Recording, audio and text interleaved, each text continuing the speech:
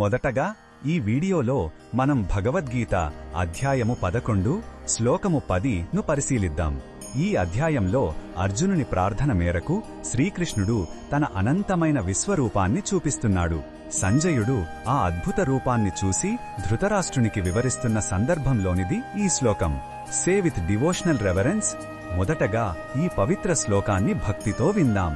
అనేక వక్త్ర నయనమనేకాద్భుత దర్శనం అనేక దివ్యాభరణం దివ్యానేకోద్యతాయుధం. సే విత్ జెంటిల్ టీచింగ్ టోన్. ఈ శ్లోకం అర్థం ఏమిటంటే, సంజయుడు శ్రీకృష్ణుని విశ్వరూపాన్ని ధృతరాష్ట్రునికి వివరిస్తున్నాడు. ఆ రూపానికి లెక్కలేనన్ని ముఖాలు, కళ్ళు ఉన్నాయని, అందులో ఎన్నో అద్భుతమైన ఆశ్చర్యకరమైన దృశ్యాలు కనిపిస్తున్నాయని ఆయన అంటున్నాడు. ఆ స్వరూపం దివ్యమైన ఆభరణాలతో అలంకరించబడి అనేక దివ్యమైన ఆయుధాలను పైకెత్తి పట్టుకొని సిద్ధంగా ఉంది. ఈ శ్లోకంలో ఉన్న భావం మనకు ఏమి చెప్తుందంటే, భగవంతుని స్వరూపం అనంతమైనది, మన పరిమితమైన ఇంద్రియాలతో పూర్తిగా గ్రహించలేనిది. ఆయనలో ఏకకాలంలో సృష్టి, స్థితి, లయ అన్నీ ఇమిడి ఉన్నాయి.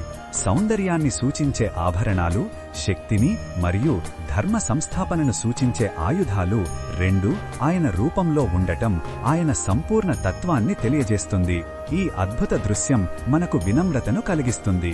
ఈ బోధనను మన దైనందిన జీవితంలో ఎలా ఉపయోగించుకోవచ్చంటే, మన జీవితంలోని చిన్న చిన్న సమస్యలతో పోలిస్తే ఈ విశ్వాన్ని నడిపే శక్తి ఎంత గొప్పదో ఈ శ్లోకం గుర్తు చేస్తుంది. మన చుట్టూ ఉన్న సృష్టిలోని వైవిధ్యంలో ప్రతి జీవిలో ఆ భగవంతుని కళను చూడటం నేర్చుకోవాలి. ఇది మనలోని అహాన్ని తగ్గించి ఆ దైవిక శక్తిపై నమ్మకాన్ని, శ్రద్ధను పెంచుతుంది. ప్రతి పరిస్థితిలోనూ దైవం యొక్క పెద్ద ప్రణాళిక దాగి ఉందని అర్థం చేసుకోవాలి. మరిన్ని భగవద్గీత శ్లోకాల అర్థాన్ని తెలుసుకోవాలంటే మా తదుపరి వీడియోలను తప్పకుండా చూడండి.